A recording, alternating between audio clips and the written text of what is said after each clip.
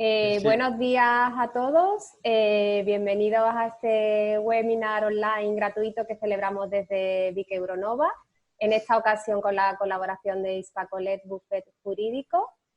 Y bueno, yo soy Laura Calderón, ya algunos me conocéis, soy responsable de comunicación y organización de eventos en Vic Euronova.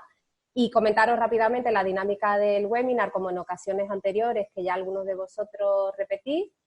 Pues la ponencia durará en torno a 40-45 minutos y finalmente daremos un turno de preguntas para que podáis trasladar todas vuestras dudas y consultas a nuestros ponentes. Igualmente a través del chat, para quien no quiera hablar a través del micrófono, pues puede hacer las preguntas por escrito y yo se la traslado a los ponentes. Y sin más, os voy a dar paso a nuestro director general, Álvaro Simón, que va a presentar a nuestros ponentes. Muchas gracias a todos.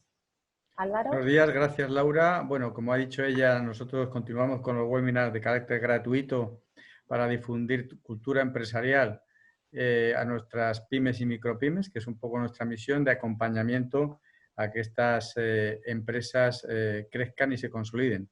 Tanto dentro de nuestra incubadora de PIC Euronova dentro del Parque Tecnológico, una empresa ya veterana dentro del parque y la primera incubadora que hubo de empresas innovadoras en Málaga, como fuera de ella, con empresas con las que trabajamos también en aspectos de, sobre todo, de financiación de transformación digital y de acercar también este tipo de conocimientos a nivel internacional, porque Vic Euronova es miembro de una red europea de centros de empresas e innovación, que se llama EBN, que tiene centros de empresas en toda Europa y fuera de Europa.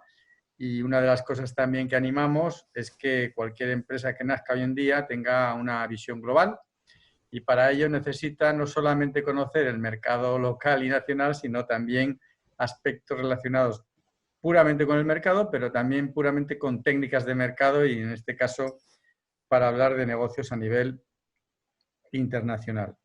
El bufete jurídico Hispacoles, que es el que hoy presentamos y que nos acompaña en este webinar y que va a ser un poco el que traslade sus conocimientos en los aspectos legales de negocios a nivel internacional, es un bufete jurídico veterano que tiene despachos tanto en Granada como en Málaga como en Jaén.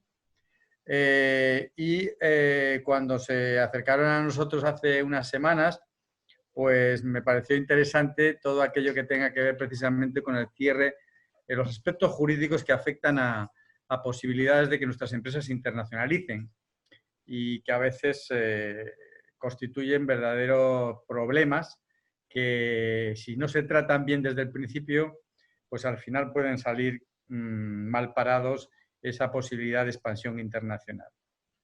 Por ello hoy nos acompaña José Manuel Castellano Ubago, que es el socio abogado, uno de los fundadores de este despacho y director del Departamento Internacional de Hispacolex, o Hispacolex, no sé cómo lo pronuncié, pero bueno, bufete jurídico, cercano a las empresas para el tema internacional, y también Juan de Arcos, que está dentro de del Departamento de Derecho de Civil Mercantil. Así que, por mi parte, nada más. Espero que sea lo más beneficioso posible. Lo hacemos con esa vocación siempre y también porque conozcáis que Vic Euronova no solamente es un edificio donde hay empresas, sino que también es un equipo cualificado de consultoría en todos los aspectos. Y cuando no está ese conocimiento dentro del equipo, pues tenemos un talent pool de gente que nos acompaña y nos puede dar ese conocimiento. En este caso, pues lo vamos a ver desde el punto de vista jurídico con Hispacolex. Así que por mi parte, adelante, no sé quién va a empezar, si va a empezar José Manuel o Juan.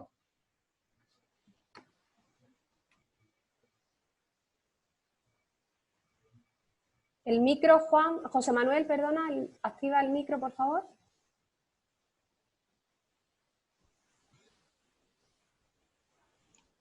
Ahora, ya lo tengo. Ahora sí. Bueno, se escucha, ¿no? Perfecto. Sí. Bueno, pues nada, muchísimas gracias a Vic Euronova por esta colaboración que vamos a desarrollar. Esperemos que sea fructífera estábamos comentando antes con Laura, nos gustan mucho más las jornadas presenciales porque siempre al final esa cercanía que se transmite con todas estas jornadas, con intentar transmitir, por un lado el conocimiento, pero en gran medida muchas veces la propia experiencia que hemos tenido, no solo a nivel personal, sino a nivel también con todos nuestros clientes, para el resto de asistentes. Pero bueno, simplemente deciros que nos tenéis a vuestra disposición para cualquier duda y consulta que podáis tener en ese sentido al respecto. Y sobre todo agradecer la labor con Álvaro, que la verdad que se conectó rapidísimamente cuando empezamos a hablar del negocio internacional. Creo que prácticamente ya no es el futuro, es una realidad hoy en día de cualquier empresa. Me consta que hay muchísimas empresas malagueñas que ya están en el exterior, del Big Euronova. Algunas las conozco muy personalmente por mi andadura por toda Latinoamérica y lo están haciendo fantástico, de verdad fantástico. Y también a Laura, sobre todo agradecerle porque la verdad que la gestión ha sido tremendamente ágil, todo como se ha organizado y la verdad que es un gustazo. Es decir, la verdad que buen trabajo por parte del BIC que es digno de merecer. Bueno, entrando así ya un poquito en materia, para comentaros, hablar del negocio internacional, bueno, lo primero de todo a todos los presentes, todos los asistentes, hoy en día ya casi es una obligación, esperemos que estéis bien en esta situación que nos está castigando en todos los aspectos, solo a nivel sanitario, incluso a nivel empresarial, por todo lo que se está sufriendo en estos momentos con esta situación. Y deciros que bueno, podáis vernos a un despacho de abogados como una fuente de ayuda ante las diferentes situaciones que hay y que hay muchísimos instrumentos que podemos utilizar y tenemos a nuestra disposición para que por lo menos o minimizar el daño o por lo menos evitar daños futuros para la empresa y que entre todos podamos superar en definitiva esta situación. Cuando estamos hablando, y ya para entrar completamente en materia,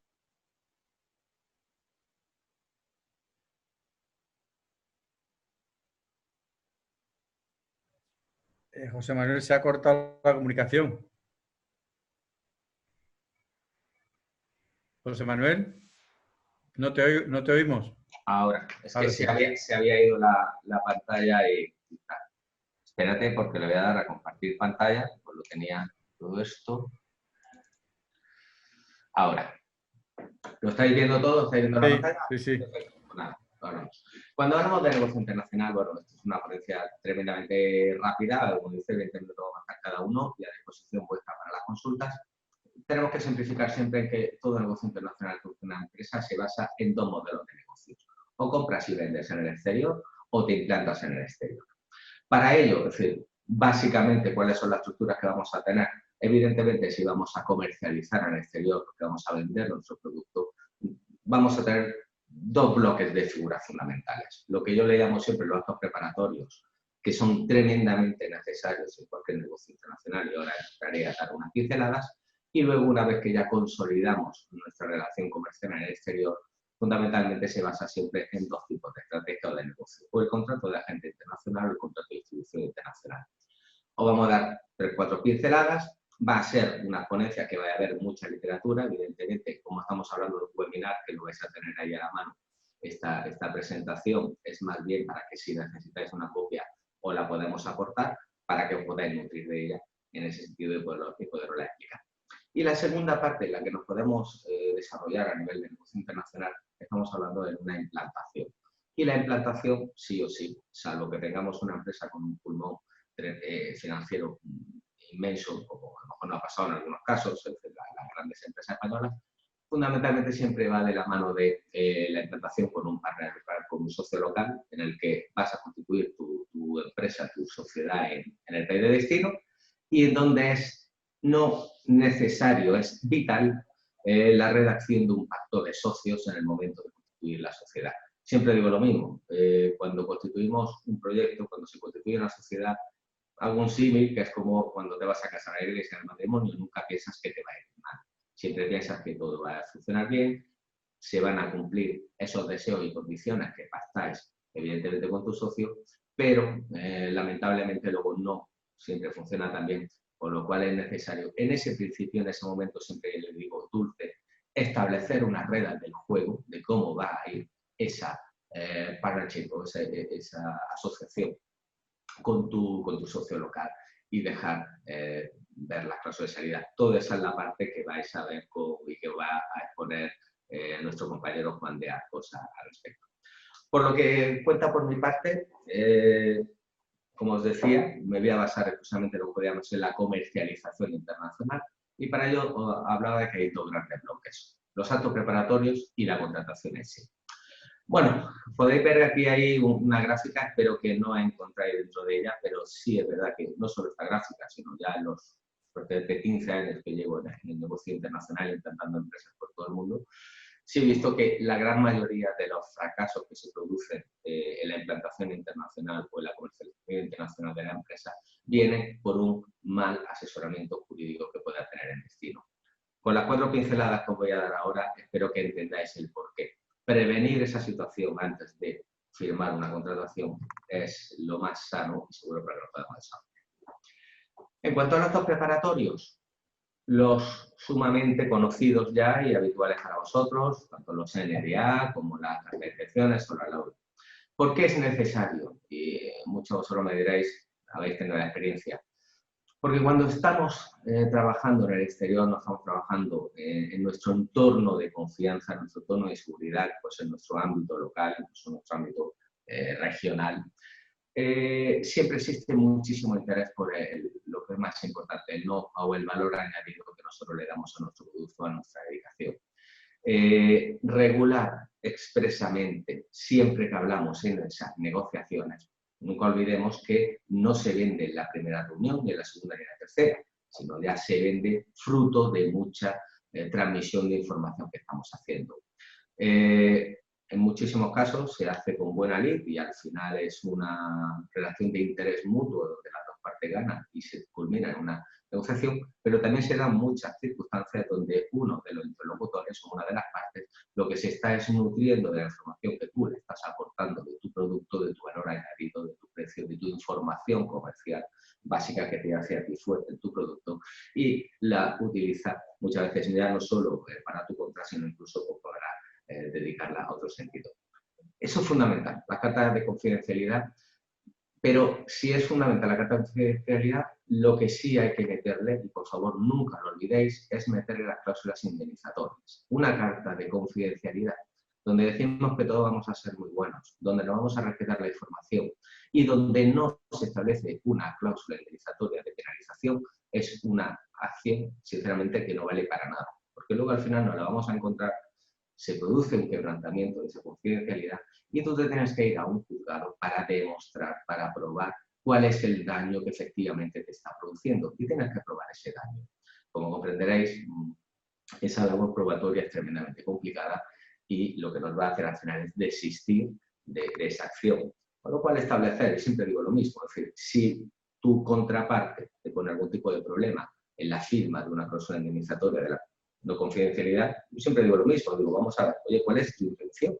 Si tu intención es cumplir, evidentemente, lo que estamos aquí pactando, a mí no me da ningún miedo pactar una cláusula de X, 1 millón de euros, por poner un ejemplo estrambótico en ese sentido, o incluso más, ¿no? No me da miedo. Con lo cual partimos de que tiene que haber una dosis de confianza. Esa firma, esa cláusula sirve, como que digo yo, para evitar tentaciones futuras en el sentido de poder guardar y ser precavido con esa información. Por favor, en ese sentido, nunca lo olvidéis y dejarlo claro. La carta de intenciones, exactamente lo mismo. La carta de intenciones, a lo que yo le incluiría es decir, evidentemente, hoy vamos a firmar, que estamos viendo, me interesa tu producto, lo vamos a hacer, vamos a funcionar, vamos a seguir para adelante, pero, y ahí os digo, y todas las empresas a lo mejor que nos estén escuchando y tengan experiencia en Latinoamérica, podrá pasar. Los tiempos se eternizan. Oye, sí, te voy a comprar, pero ¿cuándo me vas a comprar? ¿O cuándo voy a ser tu distribuidor en exclusiva? Esa carta de intenciones sirve para eso, acortar plazos, establecer ítems temporales donde, si no se dan esas circunstancias, por lo menos me des a mí la posibilidad, la salida del mismo y no se me eternice y al final se me perjudica la relación comercial. Esos dos aspectos, por favor, indemnización con la NDA y sobre todo los ítems temporales y las cláusulas de salida con la carta de intenciones para no eternitzarse las relaciones y que no suponga en definitiva un provecho para la otra contraparte y un perjuicio para la tuya, que es la que está intentando abrir el mercado. Y por último pongo el registro previo de la marca también, es decir, en el principio de las relaciones, antes de ya poder sellar un marco comercial, y eso lo digo por experiencia propia, que lo hemos vivido y lo hemos visto con muchos clientes.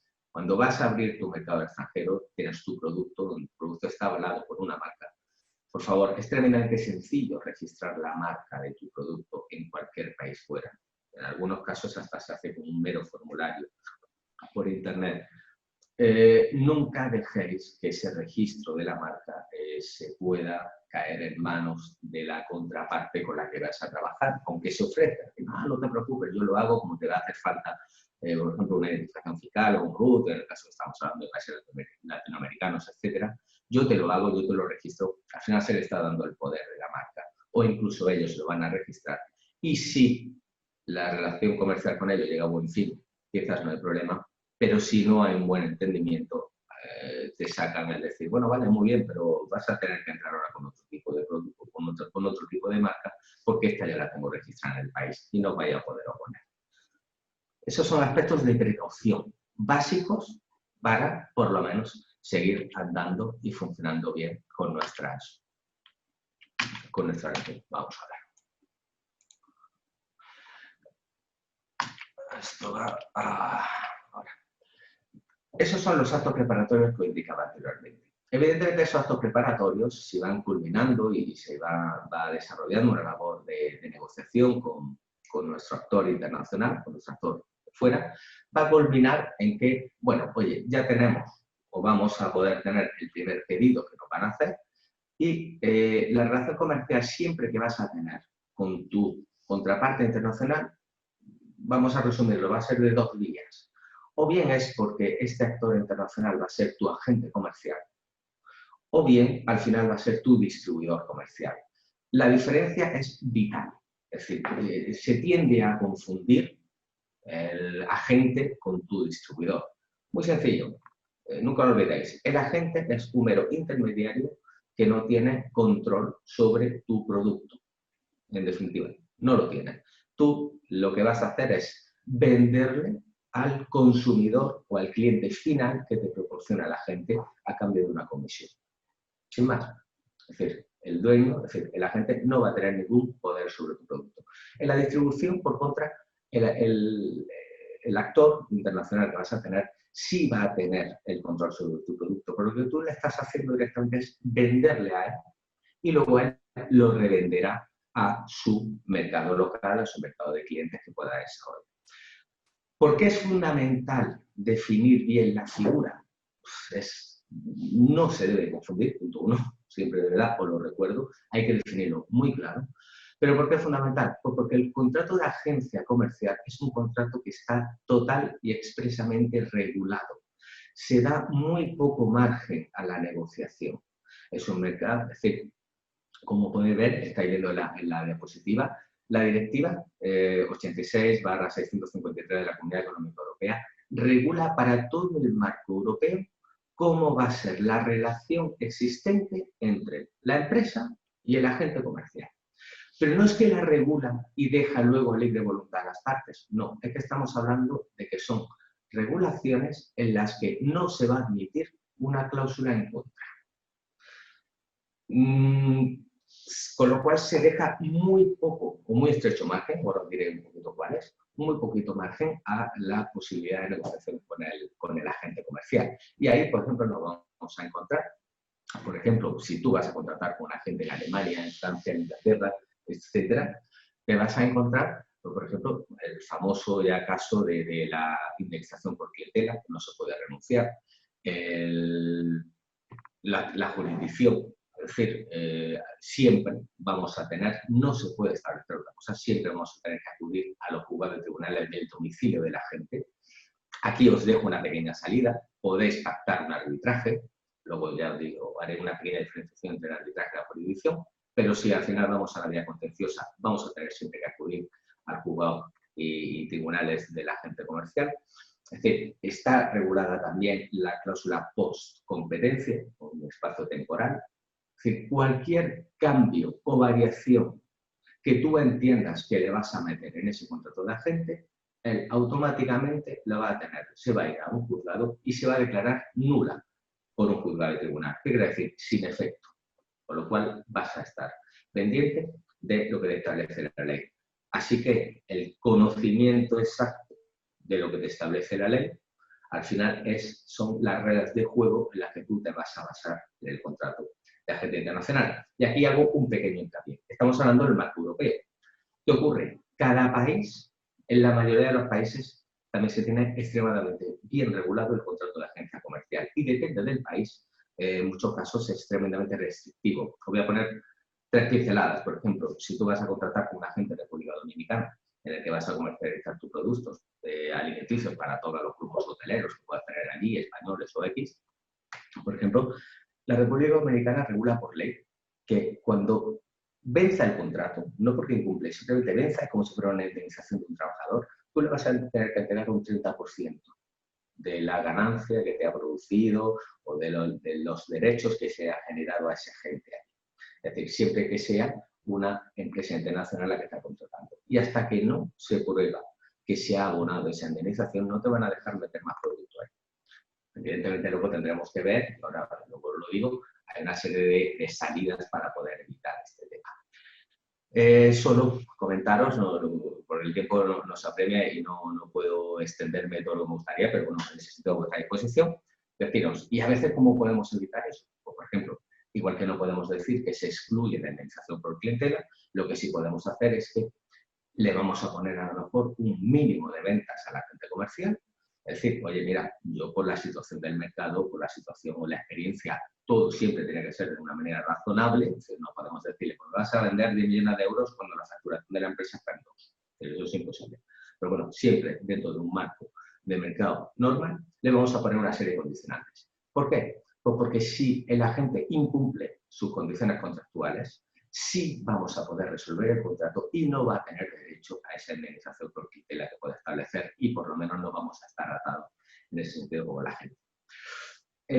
Os estaba comentando el caso a lo mejor de República Dominicana antes, en otra serie de países, por ejemplo en Colombia, se regula la exclusividad de la gente por defecto, por lo cual si tú no estableces en el contrato y firmas una intermediación, un agente con alguien en Colombia, se va a entender el contrato con exclusivo, con lo cual te vas a cerrar las puertas a poder trabajar con otro tipo de agente, etcétera. O, por ejemplo, te encuentras en otros países, a lo mejor como Chile, donde no está regulado y es solo la voluntad de las partes.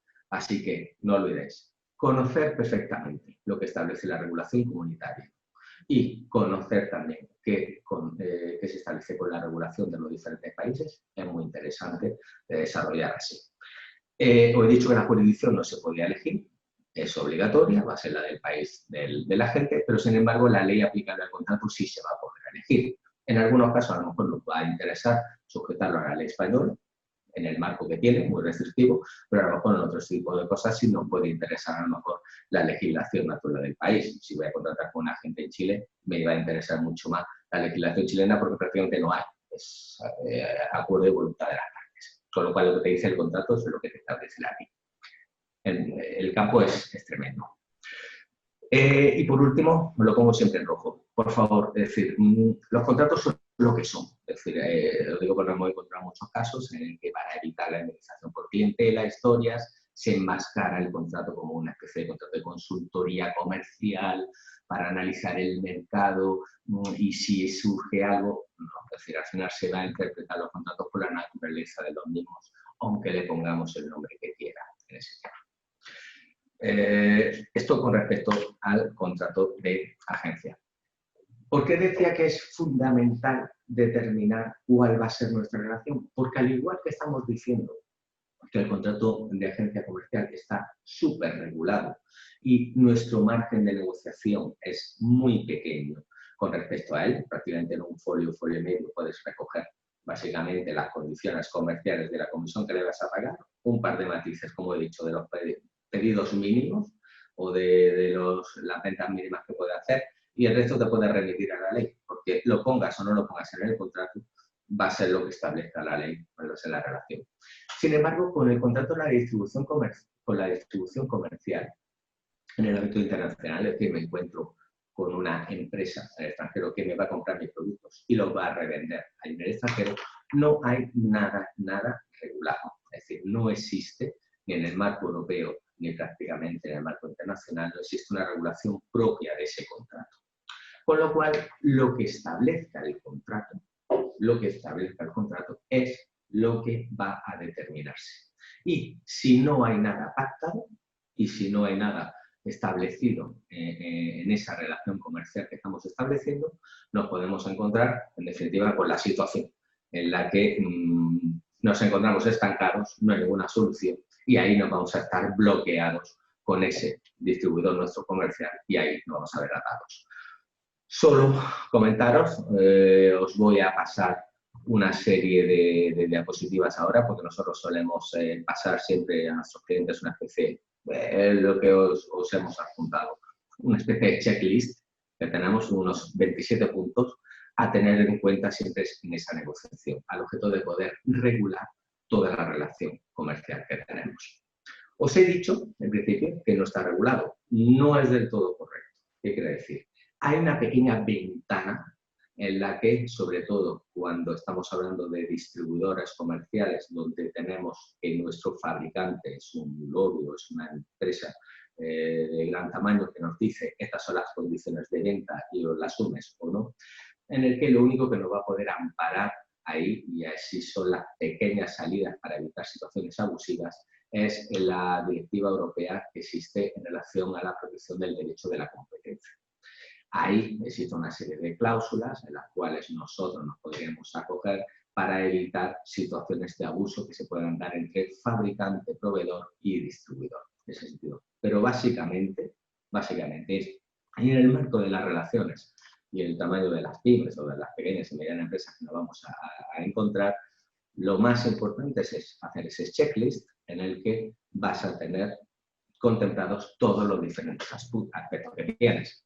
Empiezo por el 1 al 2, terminamos por el punto 27, pero se vaya a tener desde hacer una definición exacta de los productos que se van a comercializar, todo lo relacionado a la propiedad intelectual e industrial de los productos, el registro de los productos. Hay muchos productos que son necesarios registrarlos para poder ser comercializados en el exterior. Por favor, tener siempre en vuestro poder ese registro, en definitiva, de los productos, porque con ahí estáis perdiendo el control en ese país. Regular todo en relación al tema de las garantías, incluir siempre todo el tema de las pólizas de seguro. Siempre se dice que el seguro es el antídoto del riesgo, en el sentido de regular cualquier circunstancia que se pueda producir de pérdida de producto defectuoso X. Establecer muy bien siempre, no se puede dejar nunca al margen el ámbito territorial y el régimen de exclusividad también, para que lo podamos tener claro cuál es el ámbito de actuación de nuestro distribuidor. Todos estos matices, si no se establecen, de verdad, no olvidaros, al final lo vais a encontrar en una disputa y en una conversación que no va a llegar a nada, porque al final vais a tener que o entenderos en el futuro o no hay otra opción, o desistir del contrato, en definitiva, que alguno lo denuncie. Con lo cual, todo lo que no se regule, lo que decimos nosotros, es un semillero de pleito futuro que te vas a encontrar. La regulación de la exclusividad, de las ventas directas vía online también, hoy en día en un mercado digital, es decir, ¿qué pasa con mi distribuidor? Que yo le estoy dando toda la exclusividad de la venta de mis productos, pero sin embargo, ¿qué es? Que a lo mejor un ciudadano peruano no me va a poder a mí contactar vía online. ¿Qué pasa? Sobre ese producto yo no lo voy a poder vender. Regular todo ese marco, toda esa serie de circunstancias, es importante dejarlo claro al principio para que luego no haya ningún tipo de dudas. La organización de las ventas, los pedidos mínimos, siempre lo digo, negociar siempre. El distribuidor siempre te va a pedir una exclusividad, es lógico. Decir, oye, yo quiero ser el único que lo voy a comercializar el producto. Vale, muy bien.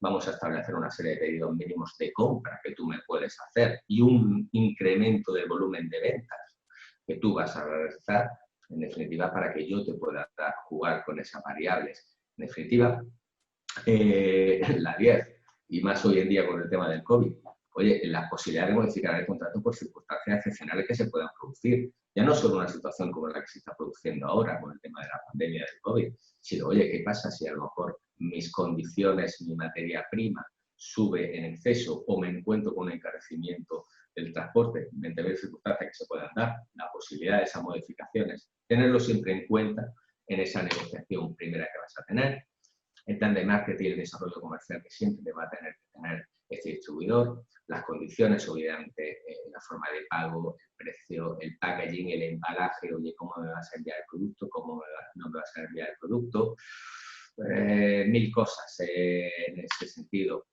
La duración del contrato, es decir, los contratos de distribución se pueden entender con carácter indefinido, es decir, siempre establecer unos márgenes y hay unos fechas en las que se pueden renovar, no se pueden renovar. Siempre piensa que tu primera entrada al país con el distribuidor idóneo y que es el que primero te va a hacer el producto, no quiere decir que a lo mejor si tu producto va teniendo un éxito importante en el país, te va a interesar ir a mayores distribuidores comerciales, por lo cual vas a ampliar en ese sentido. La regulación de los conflictos, el arbitraje o la vía jurisdiccional. Solo recordaros, una cosa excluye a la otra. Es decir, lo que yo no puedo es someter una cosa a arbitraje, luego, bueno, me voy a los juzgados. No, si asumo la cláusula arbitral, no voy a poder ir nunca, nunca a la vía contenciosa. Voy a tener que quedar siempre en la cláusula arbitral. Tener muy en cuenta lo que se puede hacer. A lo mejor es interesante meter una mediación que sí te permite luego irte a la vía contenciosa, ¿no? En ese sentido, para la regulación de los conflictos. La indemnización por clientela. Aquí sí voy a hacer un pequeño matiz. Siempre recomendamos, con tu contrato de distribución comercial, que excluyas la posible indemnización de clientela a favor del distribuidor. ¿Por qué? Pues porque, por analogía, muchas veces algunos tribunales, y hay sentencias del Tribunal Supremo, que te están recogiendo, es decir, el distribuidor, tú tienes un producto X, botella de agua de la Sierra de Málaga, da igual. Oye, y se hace tremendamente famosa, se introduce en un país, a ti no te interesa, se termina el contrato y rompes tu relación comercial con ese distribuidor en ese país, y él te podría exigir esa indemnización por clientela.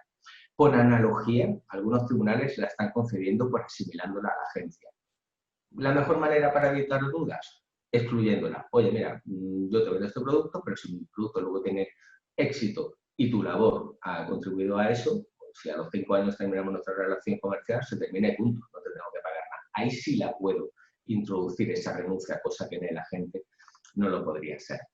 Es decir, en definitiva, esto es tremendamente rápido, esto es casi una lluvia de ideas que estamos trasladando, sin más, pero para que veáis que tiene su importancia en esas conversaciones previas que estamos haciendo en nuestro negocio internacional, pero que una vez ya que lo vamos a consolidar, de verdad merece la pena en ese principio echarle una pensada, negociar. Evidentemente en una relación comercial hay cosas que a lo mejor vamos a tener que hacer, pero como siempre digo, por lo menos que estemos informados, que sepamos lo que firmamos y que sepamos lo que hacemos y asumamos los riesgos. A mí lo que nunca, siempre se lo digo al cliente, y con esto ya termino, es decir, lo que no me gusta es que mi cliente me diga, joder, si yo hubiera sabido esto, hubiera adoptado esa decisión, o esto a lo mejor si yo hubiera sabido esto no lo hubiera firmado.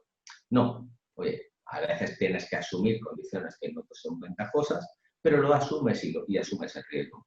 Feliz. Y si luego te viene el riesgo, lo asumes. Por lo menos que previamente puedan estar informados. Nada, espero haber sido estando en tiempo y simplemente agradeceros la asistencia y a vuestra disposición para poder ampliar todo esto, que esto es un mundo en el que nos podemos mover, pero por lo menos tienen esas pinceladas. Muchas gracias. Muchas gracias, José Manuel. Damos paso a Juan de Arcos. Buenas. A ver, voy a compartir pantalla. Creo que José tiene que quitar su pantalla. Y ahora le doy yo a compartir pantalla.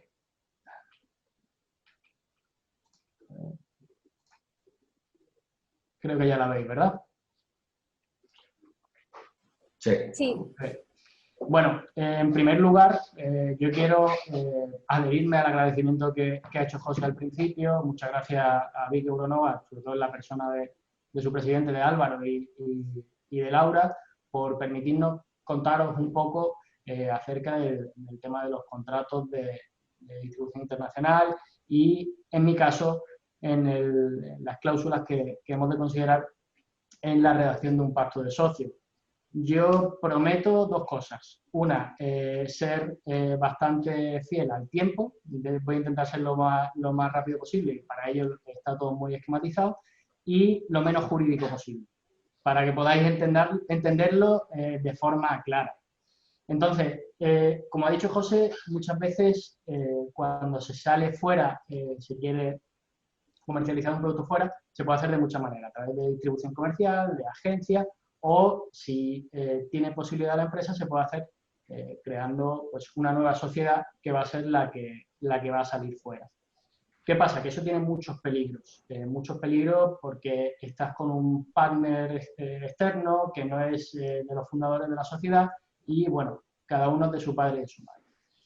¿Qué pasa? Que ahí es muy habitual y muy recomendable firmar un pacto de socios. Pero un poco para contextualizar qué es un pacto de socios, pues simplemente es eso mismo, un acuerdo entre los diferentes socios que lo que va a hacer es complementar, regular la vida societaria, pero de una forma complementaria a lo que son los estatutos sociales, los cuales son obligatorios de cara a la constitución de la sociedad. Entonces, podemos hablar de estos pactos sociales como un contrato.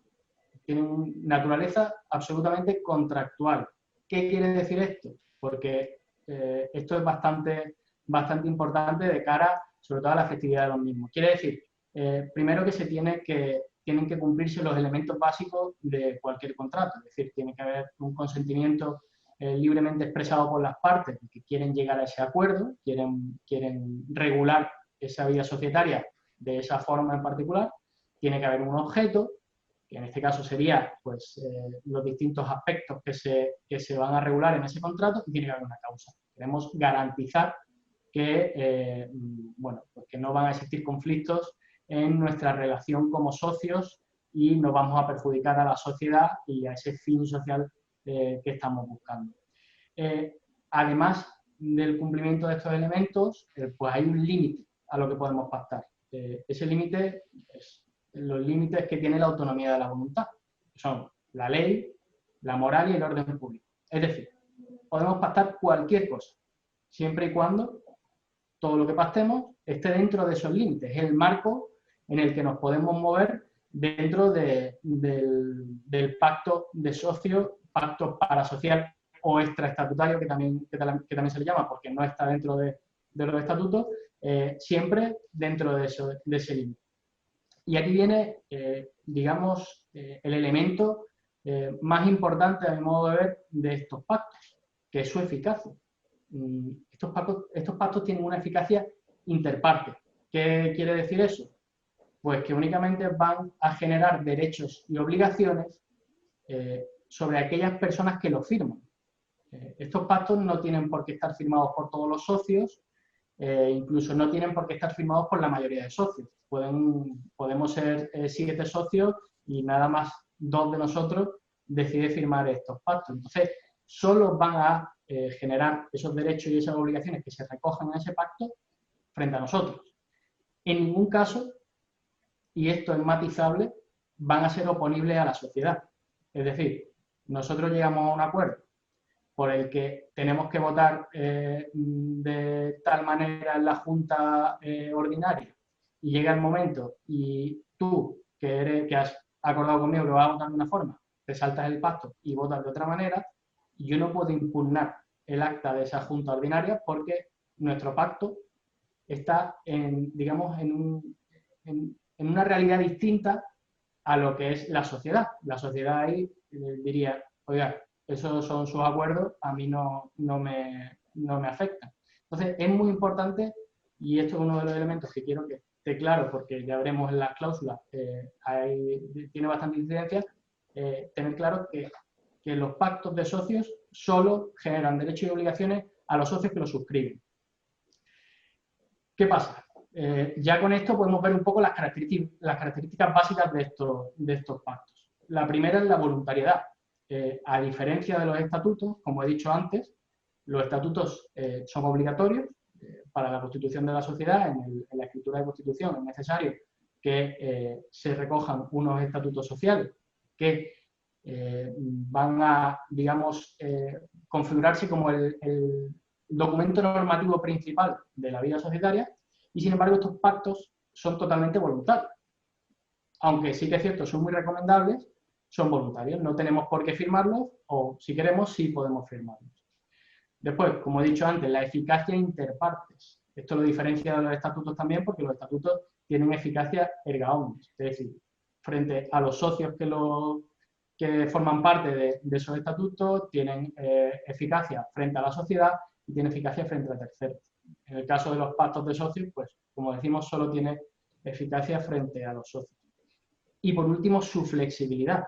Un pacto de socios es muchísimo más flexible que un estatuto. ¿Por qué? Porque los estatutos, la ley de sociedades de capital nos tasan los elementos que tienen que recogerse en esos estatutos y el margen de maniobra sobre ellos es mínimo. Entonces, claro, hay muchísimas cosas que en una sociedad hay que regular y no se pueden recoger en esos estatutos, que son como un bloque, y además el registrador va a decir que no nos va a incluir en el registro muchos pactos porque entiende que no son oponibles en la sociedad. Entonces, por medio de estos pactos extraestatutarios, pues vamos a conseguir regular cosas de forma mucho más flexible que en los estatutos sociales. Por lo tanto, de todo esto, si me decís, oye, pero ¿cuál es el objetivo? Mira, el objetivo general o principal de estos pactos es evitar conflictos.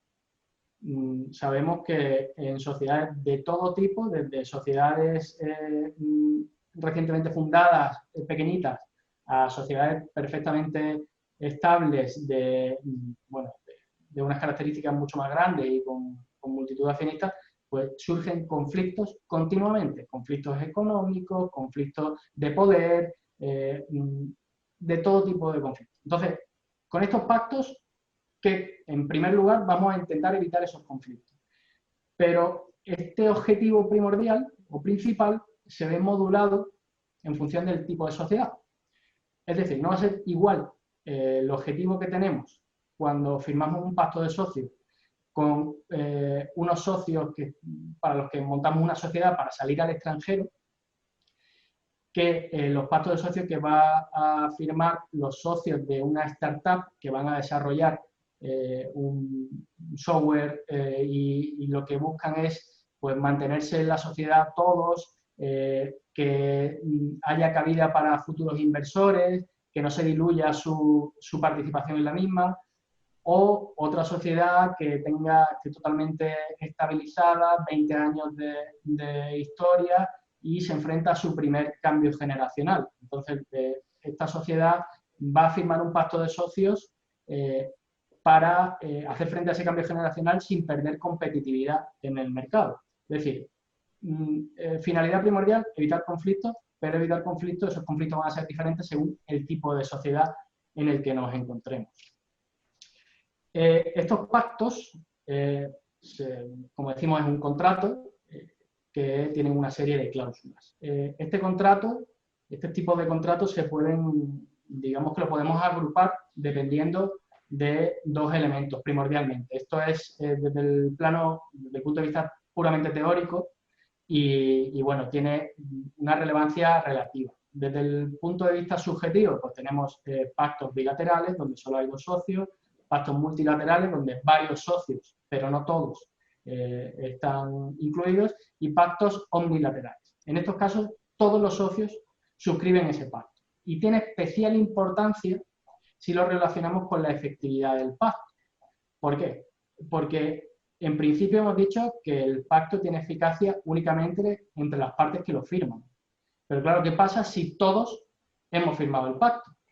Si todos hemos firmado el pacto, ¿por qué no va a ser oponible a la sociedad? Si al final todos somos los socios y todos hemos decidido en un momento dado que esto va a ser así o esto va a ser de la otra manera, ¿por qué no lo vamos a oponer a la sociedad? En principio, esto no sería oponible y por más que hayamos firmado todo, no se podría impugnar un acta de una Junta General por este motivo, ni nada por el estilo. Pero ¿qué pasa? Que la doctrina y la jurisprudencia, poco a poco, pues está permitiendo que en estos casos sí haya una cierta oponibilidad a la sociedad. Por una razón muy sencilla, básicamente cuando las juntas de socios están las juntas universales, que es la que, oye, si todos los socios nos reunimos y decidimos en ese momento constituir una junta, podemos tomar decisiones. Pues bueno, digamos que el Tribunal Supremo en alguna sentencia ha considerado que estos pactos omnilaterales en cierto modo son una junta universal de socios. Oye, todos los socios estabais perfectamente reunidos y habéis decidido esto, pues entiende que es una junta universal y es una decisión que habéis tomado en el seno de la sociedad, no en un plano civil o en un plano contractual aparte, sino en el seno de la sociedad.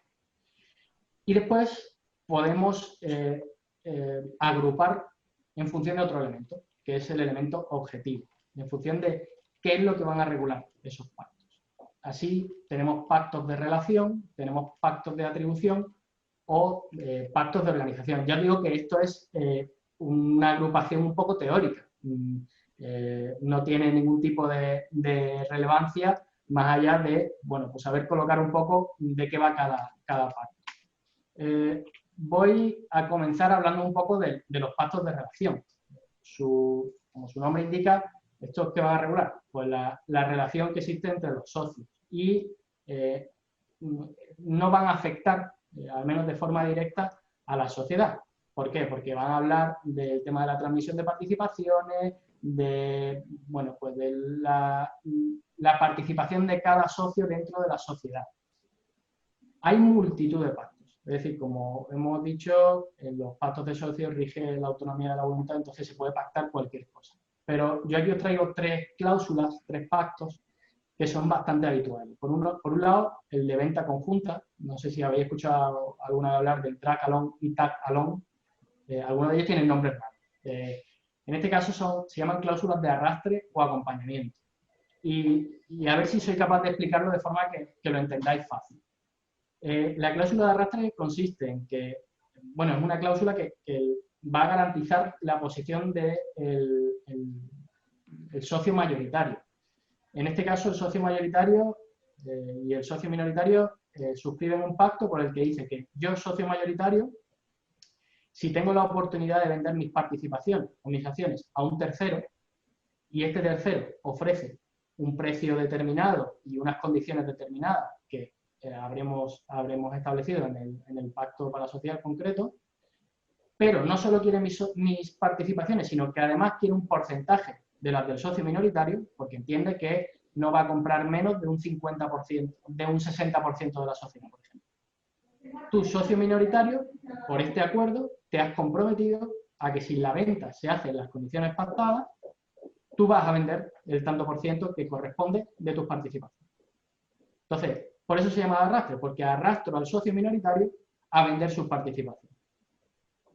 En el otro lado tenemos el tag along, la cláusula de acompañamiento. En este caso, ¿qué buscamos? Garantizar los derechos del socio minoritario. Socio minoritario en este caso dice, socio mayoritario, si tú quieres vender parte de tu participación en la sociedad, tienes que vender también la mía. Así que si vendes por este precio, con estas condiciones, no puedes vender tú solo. Tienes que vender tus participaciones y un 20% de las mías, porque yo no me quiero quedar aquí con más participación de la cuenta como un socio externo. Entonces, en este caso, es una cláusula de acompañamiento. El socio minoritario obliga al socio mayoritario a que no pueda llegar a ningún acuerdo de venta de participaciones sin contar con las participaciones del socio minoritario. Después tenemos otro tipo de pactos de relación, como son los pactos de no agresión. Básicamente es los socios acordamos que no podemos, ninguno de nosotros, incrementar nuestra participación en el capital por encima de un tanto por ciento. ¿Para qué? Para evitar situaciones de abuso de poder. Es decir, si yo ahora de pronto vamos a una ronda de inversión y yo tengo más, vamos a hacer una ampliación de capital y yo tengo más pulmón financiero, pues, oye, pues yo acudo a la ampliación de capital y consigo un tanto por ciento de un 51%. Ya el socio minoritario dice, bueno, esto no es lo que habíamos dicho al principio y a mí esto no me interesa. Entonces, pactos de no agresión. Ninguno de nosotros puede tener una participación en el capital por encima de un tanto por ciento. Y por último, tenemos los pactos antidilución. Por último, digo, de estos que estamos contando, porque hay multitud. Por último, los pactos antidilución, sobre todo muy importantes en empresas que van a rondas de inversión, porque los socios fundadores o incluso los inversores que entran en las rondas iniciales pueden ver su participación diluida en rondas posteriores. Entonces, se establecen estas cláusulas que lo que hacen es, pues, oiga, yo he entrado en una ronda inicial, en las rondas posteriores no quiero que mi participación se vea diluida. Entonces, vamos a valorar mis participaciones de forma que yo pueda tener el mismo peso en la sociedad que he tenido al principio. Ya digo que hay multitud de cláusulas en este sentido y, bueno, son bastante complicadas en cuanto a la valoración, en cuanto a cómo se articulan. Pero ya digo, hay muchas cláusulas de relación. Estas son una pincelada de algunas de ellas. También tenemos los pactos de atribución. Son otra agrupación de cláusulas que lo que buscan es atribuir ciertas ventajas a la sociedad. Estas, particularmente, creo que son bastante importantes de cara a la comercialización internacional, de lo que ha hablado José Manuel, por lo siguiente. Porque, por ejemplo, en las cláusulas de vesting, ¿qué son las cláusulas de vesting? Pues una cláusula, la que vamos a incorporar en el pacto de socios, por la que los socios vamos a intentar, digamos, blindar la participación de los actores claves en la sociedad. ¿A qué me refiero? Pues, en este caso, blindaríamos la participación del partner estratégico que nos va a ayudar a introducirnos en el mercado que sea. ¿Cómo se hace? Pues normalmente se dice, oiga, los socios deben permanecer en la sociedad durante un mínimo de 4 años. También se puede articular de muchas maneras, simplemente diciendo eso, lo cual, bueno, pues tiene efectividad, pero no sería del todo correcto, o a través de una especie de digamos, stock options o phantom share, que lo que se pretende es, oiga, usted tiene derecho a un 30% de las participaciones de la sociedad, pero no va a recibirlas desde un primer momento. Lo que va a hacer es que en un periodo de 4 años, cada año va a consolidar un tanto por ciento de esas participaciones. Y cuando llegue el cuarto de año, va a consolidar el 30% total. Entonces, en ese momento sí podrá vender sus participaciones y podrá desvincularse de la sociedad. Pero antes no va a poder. Muy importante esta cláusula también, en el caso de las empresas, como hablo, una startup que va a desarrollar un producto, un software, y está formada. Estructura típica, el CTO, el técnico, el financiero y el socio gerente, el CEO. Y ahora empezamos a desarrollar un producto, hacemos inversión y demás, y a los 4 meses el ingeniero, el técnico nos dice, oye, mira, es que me han llamado de una multinacional que me ofrecen un puestazo increíble, un sueldo descomunal y que yo me bajo del proyecto. Entonces te quedas con la inversión hecha y sin una de las partes principales, que es el que va a desarrollar el producto en sí. Entonces, esta cláusula sirve para blindar eso. Es una cláusula que en muchas ocasiones los inversores la exigen porque al final no invierten solo en la sociedad, sino que invierten en las personas que van a llevar a cabo ese plan de negocio, ese modelo de negocio. Entonces, esta cláusula es muy importante. Desde el punto de vista internacional, muy importante también, y ya José ha comentado un poco, los pactos de exclusividad y no competencia. Es decir, vamos a acordar que ninguno de los socios vamos a competir con la sociedad, pues desde el punto de vista internacional o aquí en España. Es decir, vamos a mantener nuestra actividad en la sociedad pues, en un periodo de X. Es muy importante en todas las cláusulas que decimos detallarlas muy bien. Es decir, no vale con decir no vamos a hacerlo, sino, oye, esto lo vamos a hacer durante este tiempo, bajo estas condiciones, y como veremos más adelante, y en caso de que no lo hagamos, vamos a tener esta penalización. Muy importante detallarlo todo. Tiempos, la forma en la que se articula y sobre todo las cláusulas de autotutela o penalización que veremos un poquito más adelante. Y, bueno, por mencionar otros, los pactos de financiación. Pactos en los que los socios acordamos o nos comprometemos a prestar financiación a la sociedad con carácter ajeno a lo que es el capital social. Aquí también entraría otros pactos de propiedad intelectual, pues que todos los derechos de propiedad intelectual siempre van a pasar a la sociedad porque, como decimos, los pactos de atribución lo que buscan es atribuir ventajas a la sociedad. Y por último, pero no menos importante porque son bastante controvertidos, los pactos de organización. Bueno, lo que regulan está claro. La organización, el sistema de toma de decisiones de los distintos órganos de la sociedad y el funcionamiento un poco estructural de la sociedad. Como digo, son muy amplios y muy controvertidos porque todo lo que sea relativo a la toma de decisiones pues es bastante controvertido. También podemos ver la composición del órgano de administración, las indicaciones de votos, demás. A mí especialmente me parece importante las cláusulas de desbloqueo que forman parte de este grupo. ¿Por qué?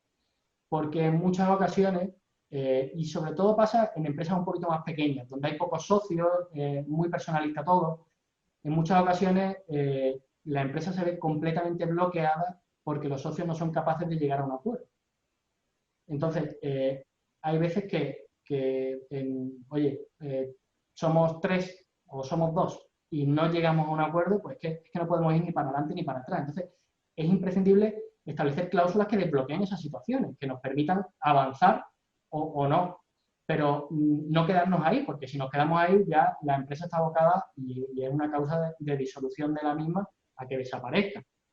Entonces, se pueden establecer muchísimas digamos, estructuras de desbloqueo. Podemos ir desde cuando son varios socios, nombrar representantes a cada una de las partes y que estas dos personas pues, negocien durante un plazo determinado para llegar a un acuerdo, o a otras cláusulas que, bueno, tienen nombres un poco más simpáticos, como es el Pacto Andorrano, o Ruleta Rusa, o el Mexican Shootout, o el Texas Shootout, que básicamente, por ejemplo, por comentaros uno, el Pacto Andorrano es, oye, no llegamos a un acuerdo tú y yo, pues como esto hay que desbloquearlo, yo valoro tus participaciones en X. Y ahora, socio B, que recibe esa valoración, puede hacer dos cosas. O puede vender sus participaciones por ese precio, o puede comprar las participaciones del socio A por ese mismo precio. Entonces, de esa forma se desbloquea esa situación y podemos seguir adelante. Uno de los dos tiene que vender sus participaciones al precio al que se establezca. Ese es, por ejemplo, el Pacto Andorrano o Ruleta Rusa. Y después, bueno, pues también hay muchas cláusulas dentro de estos pactos de organización porque establecen quórum reforzados para determinadas situaciones, establecen un derecho de veto. Por ejemplo, muchas veces los inversores quieren imponer un derecho de veto para según qué asuntos, porque entienden que es contrario a sus intereses. Entonces, muchas veces se acuerdan estos pactos. Mayoría reforzada, etc. Estos son los pactos de organización. Como digo, son bastante amplios y muy controvertidos en muchos casos. Aquí, lo que hemos visto, digamos, es el núcleo central de los pactos de socios, que al final son lo que van a regular realmente la vida societaria. Pero hay otras muchas cláusulas que hay que tener en cuenta en un pacto de socios. La primera de ellas, o al menos yo aquí os hago una relación de 3 que entiendo que son de las más importantes. Podemos regular muchísimas más cosas, pero bueno, yo creo que estas son de las más importantes, es la vinculación de nuevos socios. ¿Qué pasa? El pacto de socios, como decimos, tiene eficacia interparte. Entonces, igual nosotros, cuando fundamos la sociedad, somos 3 y firmamos este pacto de socios, pero la sociedad crece, se hacen ampliaciones de capital, hay nuevos socios que no están vinculados por ese pacto inicial. Entonces, ¿qué pasa? Que quedamos un poco en desventaja con respecto a esos otros socios que pueden hacer lo que quieran y nosotros, socios fundadores, al final estamos un poco constreñidos por nuestro propio pacto.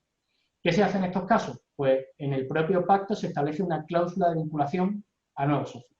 Porque se dice, oiga, ninguno de los socios puede vender sus participaciones, puede transmitir sus participaciones o acciones sin que el adquirente firme previamente el pacto de socios. ¿Qué pasa?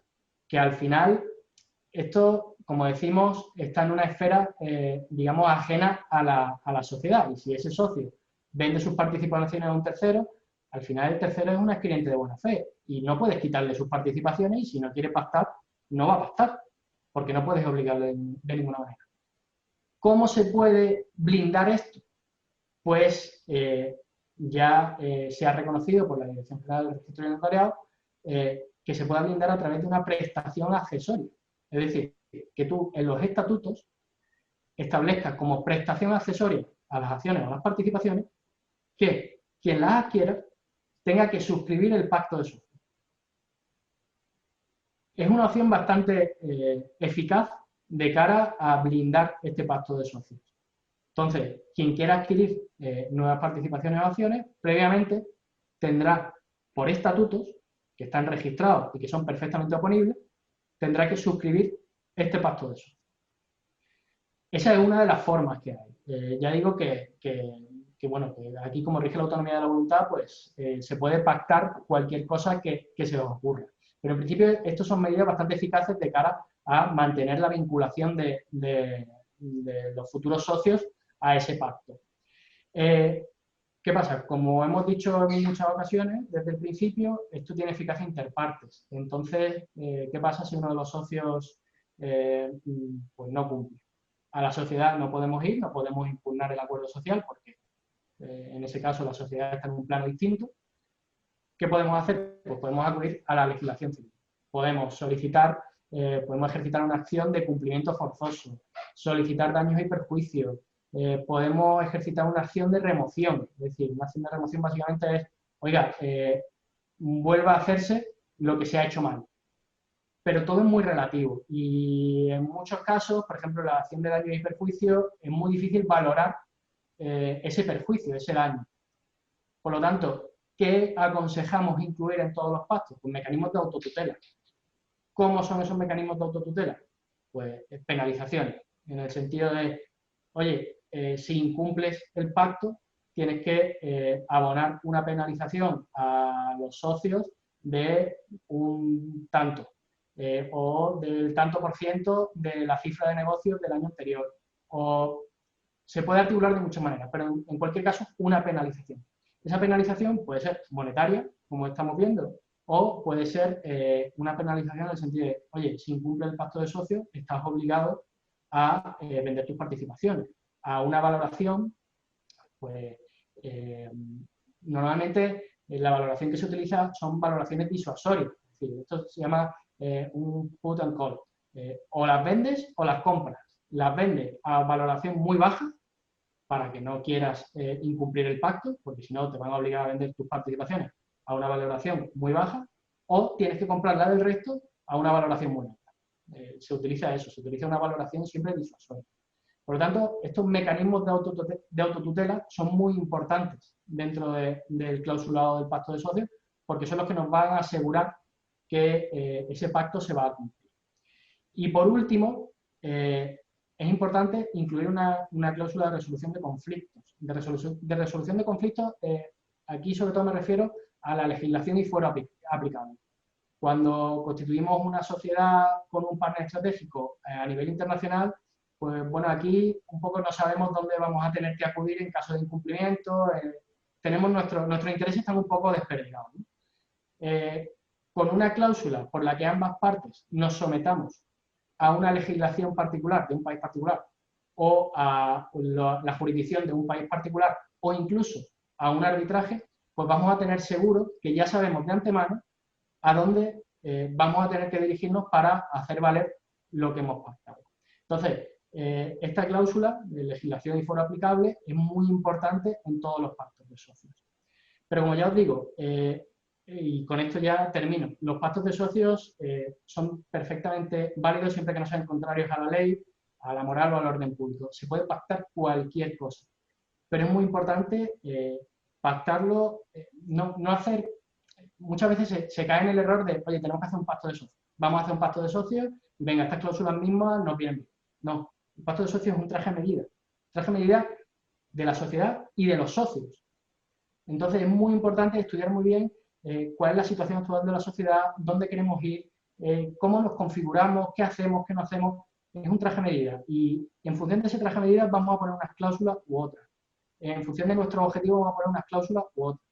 Y siempre teniendo muy en cuenta o agarrando muy bien el incumplimiento de ese pacto y la resolución de cualquier conflicto que pueda surgir durante la vida societaria en la aplicación de ese pacto. Entonces, ya os digo, siempre que vayáis a firmar un pacto de socios, tranquilidad, mirad qué es lo que queréis. No, estos no son los estatutos que hay que firmarlos sí o sí para constituir la sociedad y venga, firmamos cualquiera, que tampoco se debería hacer, pero se hace en muchos casos, venga, pues este modelo mismo lo hacemos. No, no, no, los estatutos son voluntarios, digo, los pactos de socios son voluntarios, entonces mi consejo es, tranquilamente, que se estudie, que se vean todas las posiciones, los objetivos que tiene la sociedad y que se amarren muy bien con los mecanismos de autotutela para que se cumplan en toda su integridad. Y ya está, yo con esto ya termino y reiterar el agradecimiento tanto a Vic como a Álvaro y a Laura y a vuestra disposición queda. Muchísimas gracias, Juan, muchísimas gracias, José Manuel, por transmitirnos todo vuestro conocimiento, experiencia, todos los consejos. Es evidente vuestra amplia trayectoria y experiencia en el ámbito internacional. Enhorabuena por ello. Y bueno, vamos un poquito justo de tiempo. Abrimos ya el turno de preguntas para todos los participantes.